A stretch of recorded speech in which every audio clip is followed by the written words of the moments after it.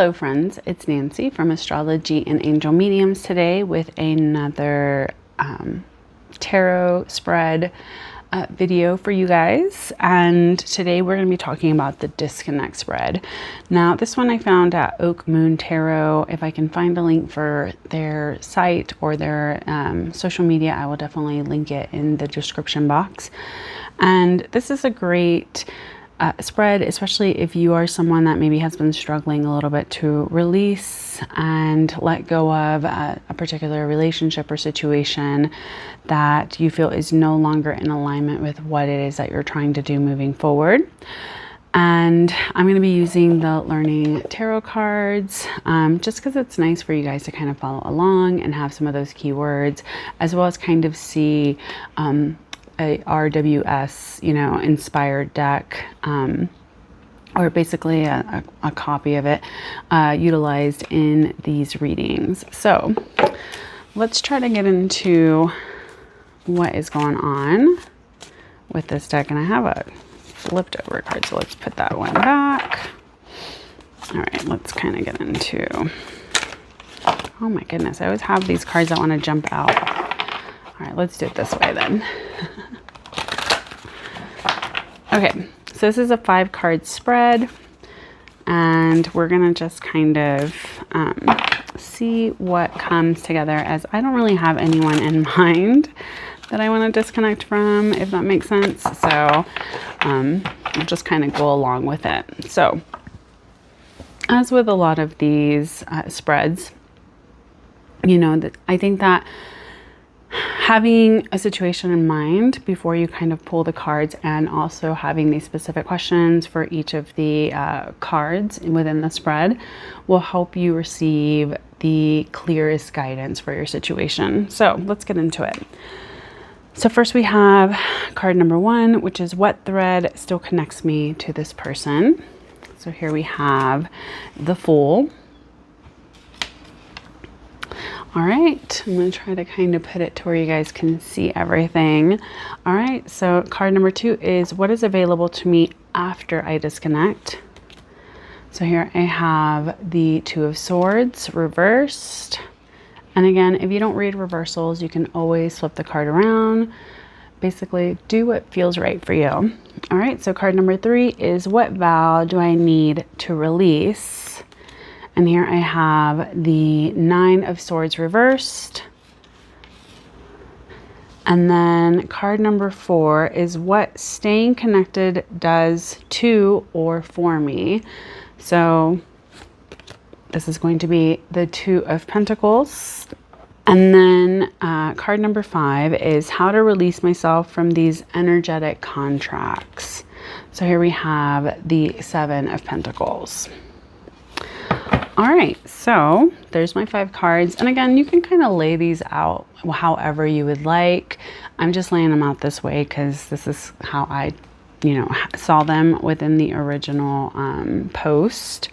And I thought it was cute. All right, so let's get into how I would read this spread for myself. And again, I don't really have anyone in mind, so I'm kind of like just going to read this in a very open-ended kind of way, if that makes sense. So card number 1, again, what thread still connects me to this person? We have the Fool. So this is a card that really talks about innocence, freedom, originality, travel, carelessness, youth. There's a lack of commitment, new beginnings, things of that nature. So I think that this is talking about, maybe if I were to look at a particular situation where maybe I feel like, oh, this is a relationship in which I feel like there's a new beginning, or this was like a new opportunity for me in some way, shape, or form. And so maybe I'm hanging on a little bit to that newness, that fun, that sense of adventure, that freedom. Maybe this is someone that really inspired a lot of originality within me, and me being able to kind of like take a step towards the things that maybe felt very scary to me to take on my own accord, if that makes sense. So I think that this can just really talk about, maybe it's the feelings that you may have with the person, or how you may feel about a person, if that makes sense, when it comes to this card meaning. So again, since I don't really have anyone in like mind that I'm trying to disconnect from, because I am a person that doesn't really struggle too much with this problem, if that makes sense. It's like, once I'm done kind of vibe, which probably isn't that great as a personality thing, but it takes me a while before I'm like, all right, I'm done with this person. All right, so let's move on to card number 2. So what is available to me after I disconnect? So here we have the Two of Swords reverse. So it's interesting because this is a card that talks about indecision, delays, postponement, seeing the truth, lies being exposed. Again, because I can't really think of a particular situation in which I would want clarity at this current time in my life. I think it's an interesting card to kind of pull. So this can just talk about maybe, when I think of the Two of Swords, I think it's a card that maybe says like, hey, you're kind of cut off from your intuition. You're not making a decision. You're refusing to see something. So I think that the Two of Swords reverse can maybe be a reminder that by disconnecting, I can move back into feeling a little bit more connected to my intuition, feeling a little bit more like there's a sense of clarity, where I can really see things as they are. I can really see past the things that maybe in my mind I was focusing on or having some stress about, if that makes sense.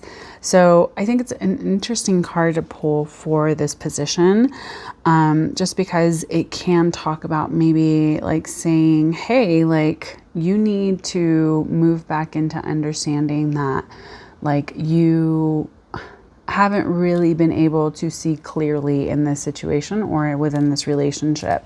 So I think that there is a sense of moving back into your natural state of a more intuitive, more decisive, more clarity seeking within a situation or a relationship. All right, so for card number 3, we have, what vow do I need to release? Now, I know the word vow typically represents more of like, for a lot of people might really even bring up the image of marriage and, the sanctity of it and things like that, the legality kind of associated with it.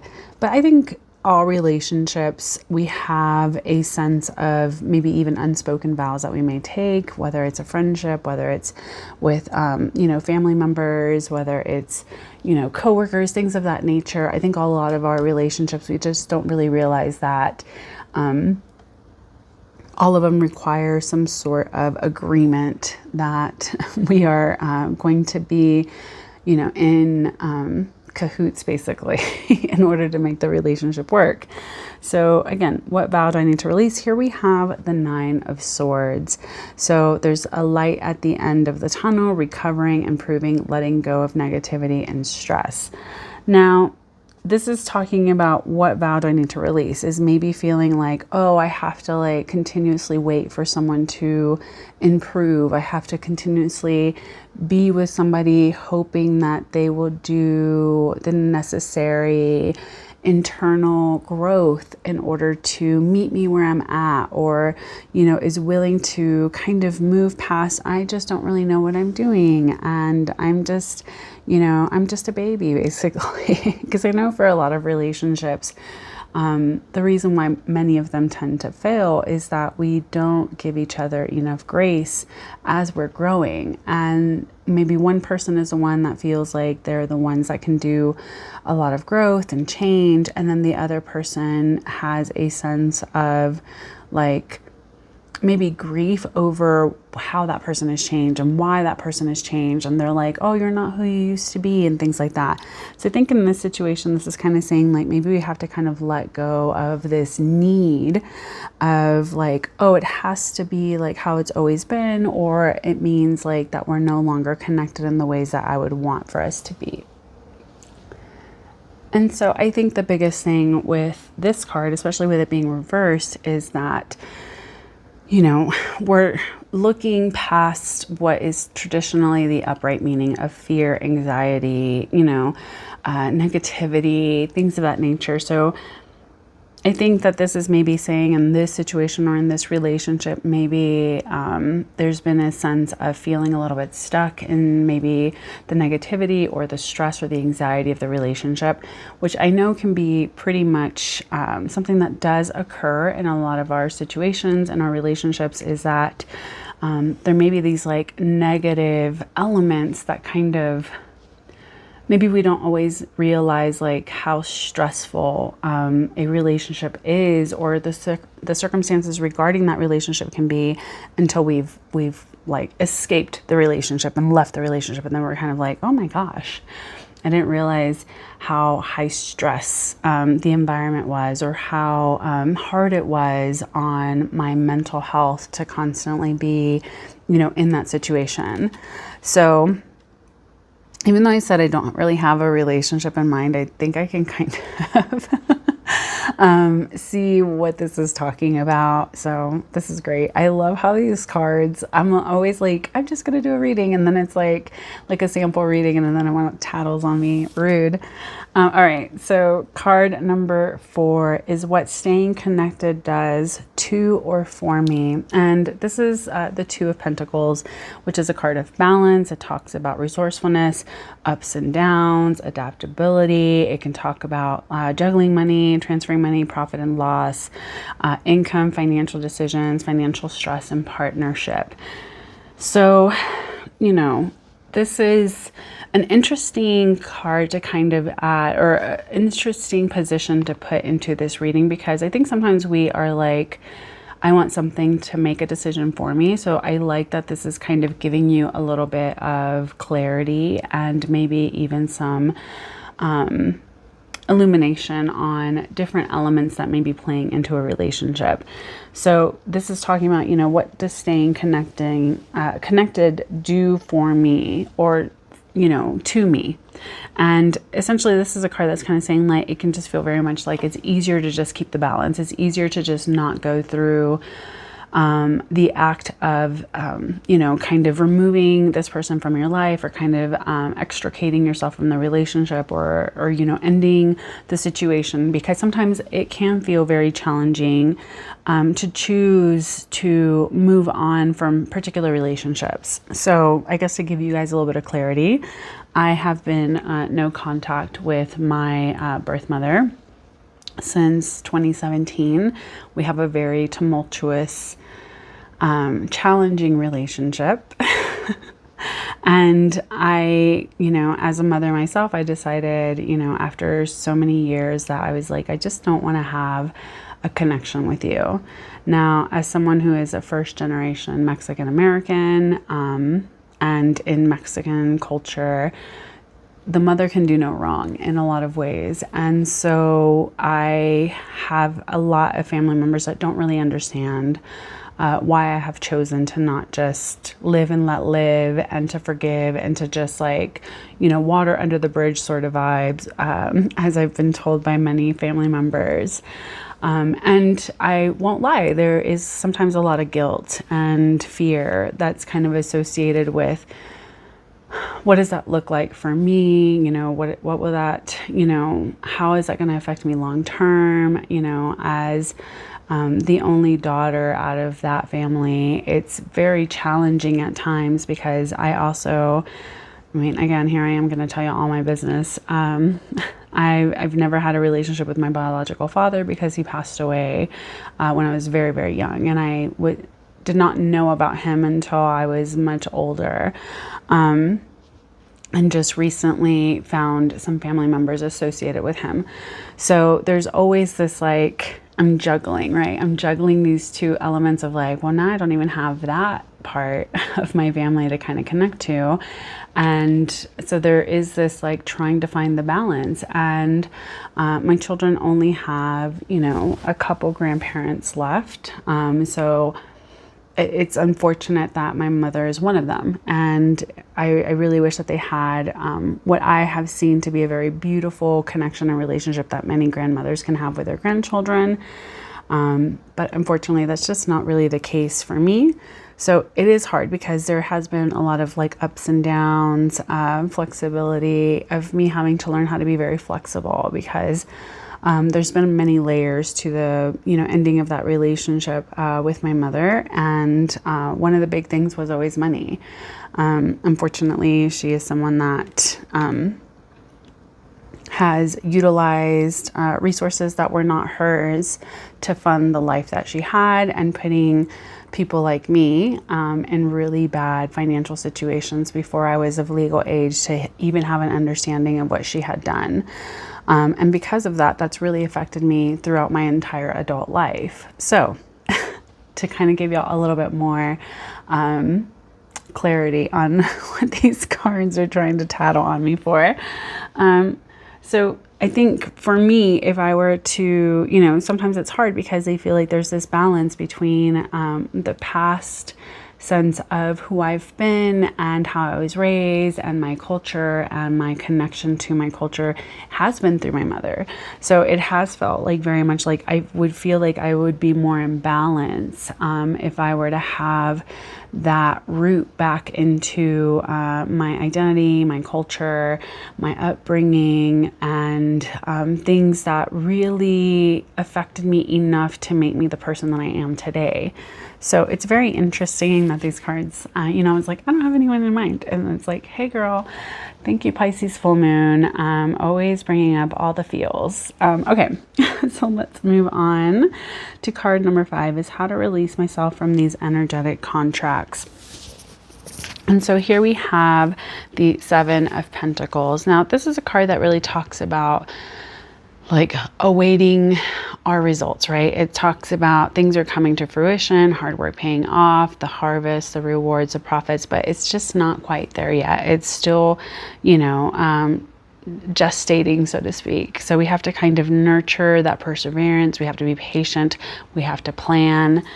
And I think it's interesting because it's talking about how to release myself from these energetic contracts, is that it's almost saying like, I have to kind of, I'm still waiting to see what happens, right?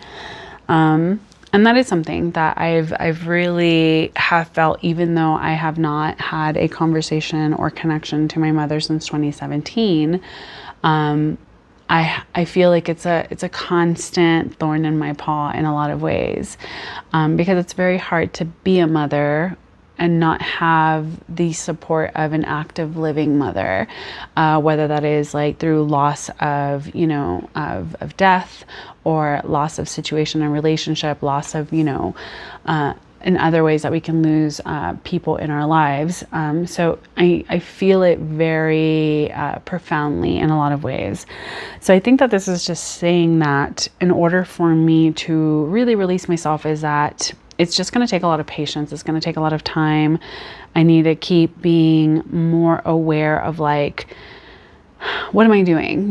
What are the results of the hard work that I've done? Have I been planting the right seeds?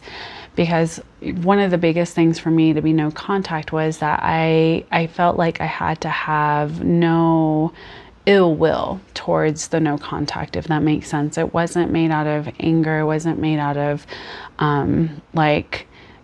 frustration and this and that, the other. It was more of like proactively choosing my own mental health versus, continuously being in a relationship cycle that was very anxiety producing and very stressful for me and my nervous system, if we want to say it that way. So I think that this spread, it's, even if you have no intention of tattling on yourself, as you can see, there is a lot of depth that we can go into. And again, you are the person that knows yourself the best. So this is why I love using tarot for journaling, for healing, for, really connecting in a much deeper way, whether I realize what's going on or not. It gives me a lot to kind of reflect back on and to kind of gain a little bit more clarity for myself. So yes, even though I had no intention of telling myself, these cards really love to tell on me for you guys. I think they'd just be showing out. So I just want to say thank you so much for watching my video. I hope that this is a spread that you add into your rotation and that it brings you more clarity and guidance. And I just want to say thank you so much for joining me. Please take care, stay safe, and as always, make good choices. Bye.